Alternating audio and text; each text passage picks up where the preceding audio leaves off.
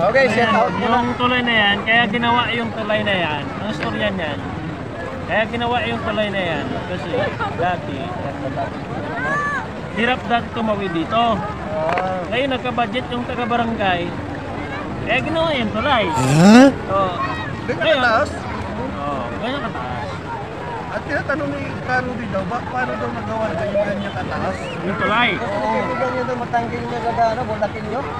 Oh, Matangking niya, matangking niya, kaya pinagawa na para mag... Ang totoo niyan dati, ay, istorya. ang pinaka-istorya niyan dati, wala pa tong ilog na to. Oh,